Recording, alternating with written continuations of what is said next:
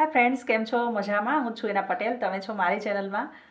આજે આપણે ભરથાની મતલબ કાઠિયાવાડી ભરથાની રેસીપી શેર કરી છે. તો તમને જો પસંદ આવે તો તમે પણ શેર કરી દેજો અને ચેનલ પર નવા હોય તો ચેનલને સબસ્ક્રાઈબ પણ કરી દેજો. તો આજે આપણે ભરથું બનાવી લઈશું ને એના માટે આપણે આ રીતે બેંગન લઈ લઈશું. હવે આને છે ને થોડો એવો ઓઇલવાળો હાથ કરીને આ રીતે લગાવી દઈશું. વચ્ચે આ રીતે કોઈ કટ લગાવી દઈશું ને એમાં સ્પાઇસી અથવા તો નોર્મલ સ્પાઇસી મરચી મૂકી શકો. લસણ પણ આમાં જ તમે છોલીને મૂકી શકો, પણ હું અલગથી એક ગાંઠિયો શેકી રહી છું. આ રીતે 2 ટામેટાં લીધેલા છે. આ રીતે કોઈ સ્ટેન્ડ લગાવીને આપણે બધું શેકી લઈશું. એકદમ સરસ શેકાય ત્યાર પછી આપણે આગળ જોઈશું. તો આ રીતે લસણનો ગાંઠિયો એટલા માટે અલગથી શેક્યો છે કે આગળ આપણે આને કૂટી લઈશું, મતલબ ખાંડી લઈશું. હવે આ ટમેટાં છે મારી પાસે થોડાક કડક છે, તમારી પાસે એકદમ થોડાક લાલ ચટાકેદાર હોય તો થોડી ઓછો ટાઈમ લાગે છે શેકાતા અને થોડો વધારે ટાઈમ લાગે છે. આ રીતે આપણું લસણ પણ એકદમ સરસ શેકાઈ ગયું છે અને રીંગણ મેં અલગથી શેકી લીધું હતું. હવે આ રીતે આપણે જે લસણ છે એ અને મરચું આ રીતે ખાંડી લઈશું, લાલ મરચું અને લસણ. હવે આ રીતે અલગથી આપણે એની પેસ્ટ બનાવી લઈશું અને ત્યાર પછી આપણે જે મરચી એક મીડિયમ સ્પાઇસી હતી અને એક થોડી સ્પાઇસી હતી, 2 મરચી આપણે અંદર શેકેલી. હવે એને પણ આ રીતે આપણે કૂટી લઈશું અને ત્યાર પછી આ રીતે એક નંગ ઓનિયનને છે ને બારીક બારીક આપણે ચોપરની અંદર ક્રશ કરી લીધો છે.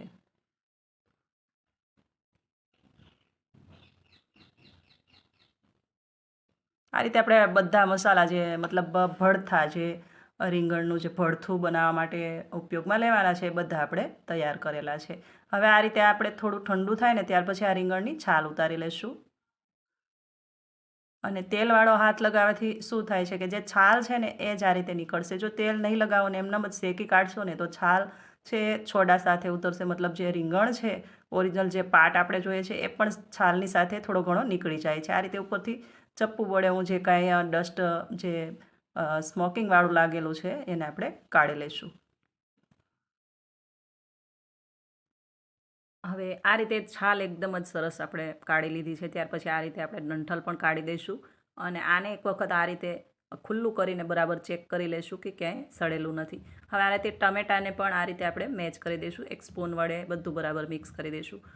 રીંગણ ઘણી વખત એવું બનતું હોય છે કે તમે ક્વોલિટી ચૂઝ કરીને લીધી હોય તો પણ અંદરથી પાછું સડેલું નીકળતું હોય છે, તો જોવું જરૂરી છે. આ રીતે બધું મિક્સ કરી દઈશું, તેલ મૂકી અને બીજી બાજુ આપણે થોડું એવું તેલ મૂકી દઈશું ગરમ થવા માટે. તેલ ગરમ થાય ત્યાર પછી આપણે થોડું એવું જીરું એડ કર્યું છે.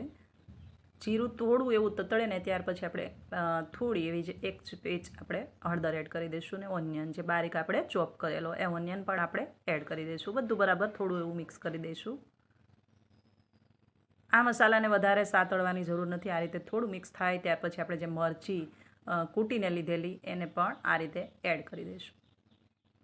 હવે આ ટાઈમ પર તમે જેવું સ્પાઇસી ખાવા માંગતા હોય એટલું તમારે મરચું ને મરચી એડ કરવાની છે. લસણ લીધેલું છે એ પણ આપણે મિક્સ કરી દઈશું.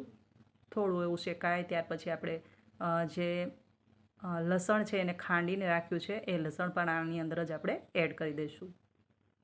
હવે આ ટાઈમ પર તમે જો લસણને ખાંડીને જ એડ કરવા માંગતા હોય ને સૂકું જે મરચું આવે છે એડ ન કરો તો બી ચાલે, પણ અહીંયા મેં થોડું સૂકું મરચું પણ એક્સ્ટ્રા એડ કર્યું છે. જે કાશ્મીરી આવે છે એ મરચું અહીંયા મેં એડ કર્યું છે થોડો કલર માટે.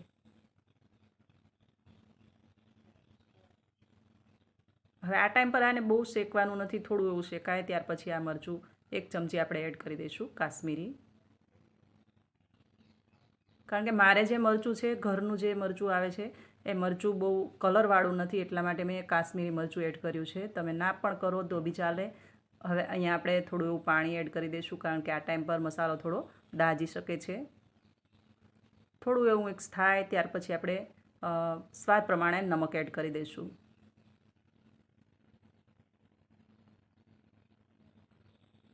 બધું બરાબર મિક્સ થાય ત્યાર પછી થોડું એવું પાછું આપણે પાણી એડ કરી દઈશું કારણ કે હજુ પણ આને થોડી વાર આપણે શેકતા રહીશું. રીંગણમાં બી એકદમ સરસ એનો રસો બને છે, પાણી નીકળે છે, પણ પાણી અહીંયા એટલા માટે એડ કર્યું છે કે આ મસાલો છે ને થોડી વાર શેકશું તો દાજે નહીં, એટલા માટે આપણે પાણી એડ કર્યું છે. થોડો એવો આપણે ગરમ મસાલો એડ કરી દઈશું. આ બધા મસાલા તમે તમારી ક્વોન્ટિટી ઉપર એડ કરી શકો. બધું બરાબર શેકાઈ જાય ત્યાર પછી આપણે જે રીંગણ છે એકદમ સરસ આપણે મેચ કરીને રાખ્યા છે, રીંગણને ટામેટાં બંને આપણે એડ કરી દઈશું અને આ રીતે મિક્સ કરતા રહીશું.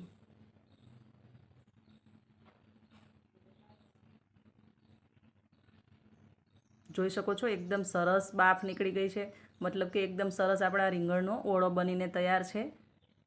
હવે આ ટાઈમ પર અહીંયા મેં 1 ચમચી લીંબુનો રસ એડ કર્યો છે. તમે રસ ન એડ કરવા માંગતા હોય તો બી ચાલે. થોડું એવું ટેસ્ટ અનુકૂળ પાછું નમક એડ કર્યું છે કારણ કે મને થોડું ઓછું લાગ્યું હતું. આ ટાઈમ પર ટેસ્ટ કરી શકો, જે કંઈ ઓછું લાગે પાછું એડ કરી શકો. ઉપરથી ઢાંકીને આપણે 5 થી 7 મિનિટ માટે આમ જ આને લો ફ્લેમ પર થવા દઈશું. એકદમ સરસ એવું ભરથું બનીને તૈયાર થાય છે. બધાની રીત થોડી ઘણી ડિફરન્ટ હોય છે. હું આ રીતે ભરથું બનાવું છું તો તમારી સાથે રેસીપી શેર કરી છે.